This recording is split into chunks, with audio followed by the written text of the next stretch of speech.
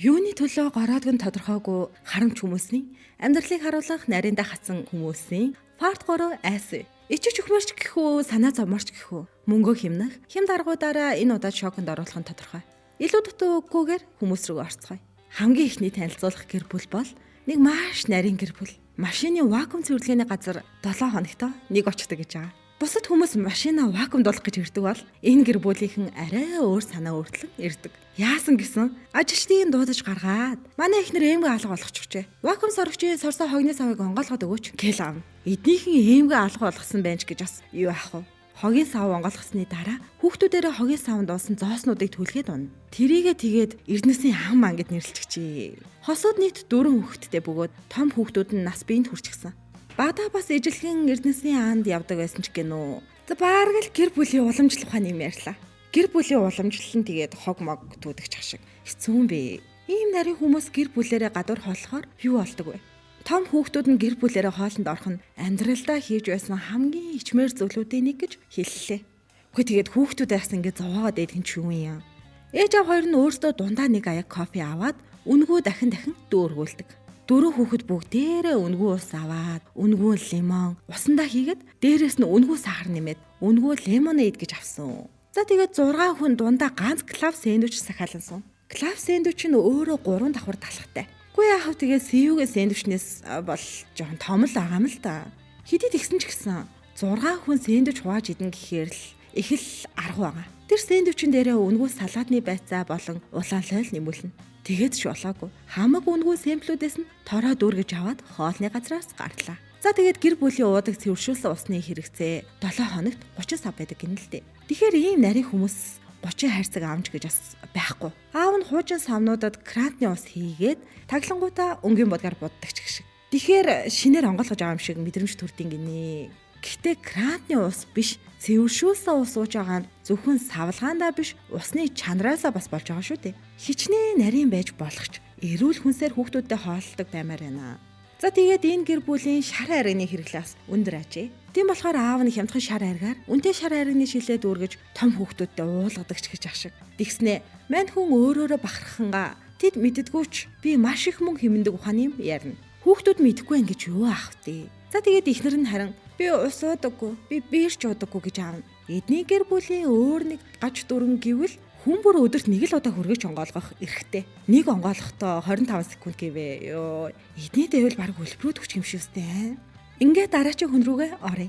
Охойо можийн унган иргэн 29 настай 100 багийн багш Грехтэй танилцсаа. Тэрээр бусад оролцогчдын адил тулцсан нарийн гар хэлээ. Мань хүн болохоор боломжил гарвал имийн туршилтанд ордог гин. Төлбөр өндөр болохоор л тэр шүү дээ. За тэгээд өөрийнхөө одоо унаж байгаа $3,500 үнэтэй машина биеийн доод хэсгийн төрхлөгийн туршилтанд орсон бөгөөд төлбөрөөр авсан гинэ.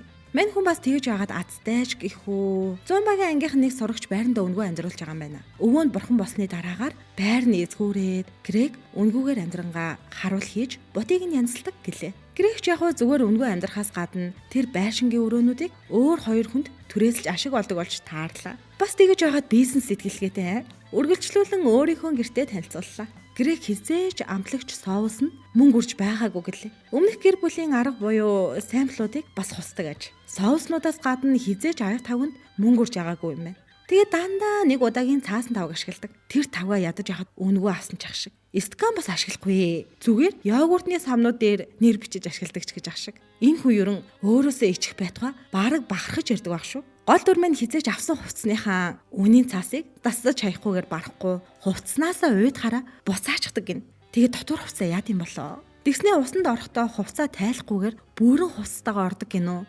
За бас арай хэтрүүлэгтэй юу.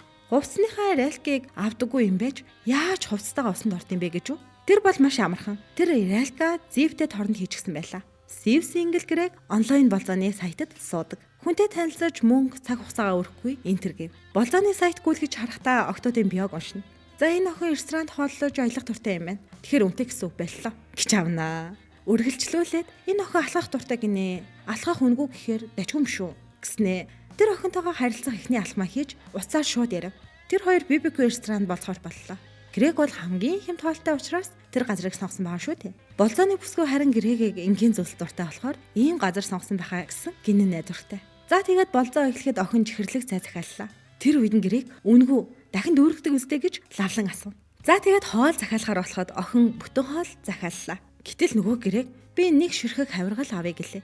Хоолны газар нэвтрүүлгийн бичлэг хийгдэг болохоор нэг ширхгийг өгсөн байх та. Мань хүн үргэлжлүүлээд хамаг хэмнэх арга ярьж гарлаа.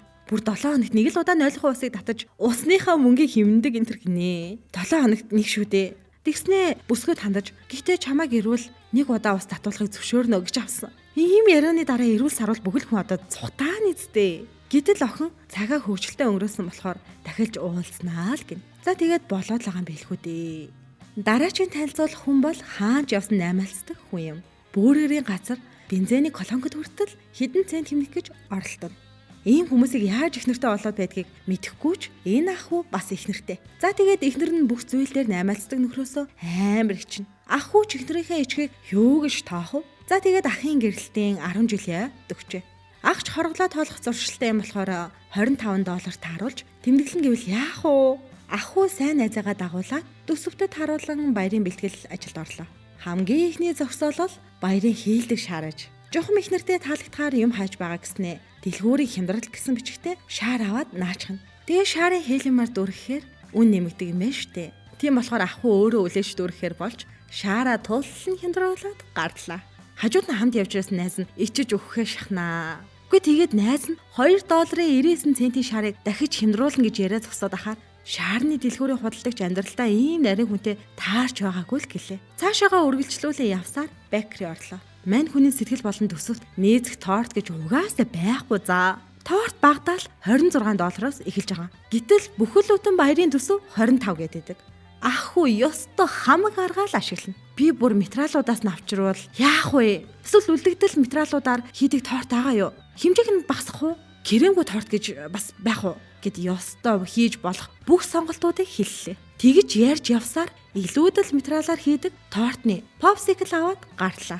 Ах бол жохом өөрөөрөө бахархан гэртээ харина. Шууд очиод шаараа үлээлээ. Шаар нь нүүрс өргчөөр дүүрсэн болохоор агаар тогтохгүй. Тэрийгэ скотчоор тогтооно. За тэгээд нарийн хүний ширээ шүү дээ. Ихнэр нь ч нөхрийнхөө бэлдсэн зүйлийг хараад би түүнийг тулцсан нарийн гэдгийг мэднэ л дээ. Гэхдээ өөрийнхөө цаг завыг гаргаад хичээсэн учраас баяртай байна л гин. Яг уу айн баяраа мартдаг хүнээс л дээр юм да. Одоо дараагийн танилцуулах хүн бол гэртээ хөргөгчгүй тоогооч хэлээ. Мэргэжлийн тоогооч хүн хэрхэн гэртээ нэг ч хөргөгчгүй байж болох вэ? Асуултын хариулт бол хөршүүдээс гуйлга гуйхаа. Хичнээн хоолны материал гуйж амьдрдаг ч гэсэн түүний хувьд хоолноос өөр зүйл зарцуулсан бүх мөнгийг хаягдл гэж боддог. Тийм ч учраас зочны өрөөнд нэг ч тавилга байхгүй. Тэгснээ хоолны төхөөрөмж хэрэгсэл зардаг компанид ажилладаг учраас үнгүү тоогоо шанага ирдэг гэлээ. Бас амар ч юм уу дөө. Хоолноос босоод зүйлсийг хог гэж боддог ахын маань хувцсны шүүгэнд 3 подолог 2 шорт байна. Ах хүү нийтийн төвшөнд гатаа усанд ордог гинэ. Шууд л бүх хувцастайгаа усанд ороод хайдлаа. Бусад хүмүүсийн юу ч гэж боддгийг жаахан ч боддоггүй ах маань үргэлжлүүлэн далайн эргийн хогийн сав ухаад эхэллээ. Шалтгаан гэвэл далайн эргийн хогийн савнд хүмүүс дарстай саваа хайчихдагын гинэ. Тэр хаятлуудыг нийлүүлж юулж авдаг аж. Үргэлжлүүлэн гадаа зам дээр ургасан урамлуудыг цуглуулна. Ингээд ч зогсохгүй хогийн сав ухаж хогны хаягдал гаргаж ирлээ. Бүр тэр хогноос аваад шууд амандаа хийчихнэ. Бүр болоогүй. Ах бүр баг зарлаар дээд чанарын хоол бүтээх сургалт ордог гэж. За тэгээд нөгөө шавхруунуудаас босогдсон виногоороо сурагчдаа дайлаад хаягдал материалуудаараа хоол хийхээр болчихно. Тэгээд хогийн савнаас ухаж гаргасан лобстерийн үлдэгдлээ чансаар байгаад лобстерийн биеийг гаргаж ирээд лаазлсан тунааны шүүсийг нь шахсаар агаад лобстер чансан шөлөндөө нэмж чан жамтыг нь оруулаад шөлнөөс нь шүүж гаргаж ирээд лобстерийн үлдэгдэл дээр тавиад шарах шүүгэн шарч болгоно. За ингээд $5 үнэтэй лобстер бий болж байгаа юм гиндэ. Ингэж хамаг хоолоо бэлдээд бүх сурагчтай идүүлснийхээ дараа хогийн санаас гаргаж ирсэн хоол замаас түүсэн ногоо гэж хэлнэ. Ингээд дараачийн хүн рүүгээ орсгоё. За дараачийн маань танилцуулах хүнийг Мейсон гин. Өмнө нь ярьж өгч байсан бусад хүний адил азар ч юм уу, золоор ч юм уу их нэртэй болчихсон байгаа. За тэгээд их нэрийнх нь картнаас мөнгө уншигдах болгонд маань нэрд мэдээлэл очдөг юм байна. Ихнэрээ кофе шопоос худалдаа авалт хийсэн байна гэд шууд видео колоор залгана. Тэгснэ $4 мөстэйсээ авч болохгүй энтер гэж өглөж гартлаа. Ихнэрийнх нь хувьд нөхрөө гэрийнхэн хүмүүжлээс болоод маш нарийн болсон гэж үздэг гин. За тэгээд мань хүний мөнгө хэмнэх аргуудаас гэвэл ам залгичийг нэг биш дахин ашигладаг. Тэрнээс гадна эхнэрийнх нь машин эвдэрчихсэн байхад засаж өгөхгүй гэж гүрийдэг аж. Эхнэр нь харин аюултай учраас машинаа унахгүйгээр такси ашигладаг болжээ. Гэхдээ гихтэл эхнэрийнх нь аюулгүй байдал яригдаж байхад ингэж амар өнгөцгөн хандна гэхээр эвгүй байна. За тэгээд эхнэрээ гэр бүлийнхээ хамаатнуудын ханж гэхүү уулзалт нь дагуулад ирлээ. Нөхөр эхнэрээ албаар дагуулan явсан шалтгаан нь гэр бүлийнхэнтэй танилцвал нөхрийг ганцаараа нарийн биш гэр бүлээрээ нарийн гэдгийг ойлгоно гэж найдсан ч гинөө гайхмаар юм. Ингэж гэр бүлийнх нь уулзалт нэр очиход үнэхээр л нарийн байна. Мэйсэн болоо эхнэрийнх нь амьдралаар өнөөдрийн нарийнда хатсан хүмүүсийн part 3 өндөрлөн. За тэгээд та нар маань энэ цувралыг үргэлжлүүлмээр байвал 3-гаа өргөж үзүүлээрэй. Дараагийн дугаараараа уулзлаа. Түр баяртай.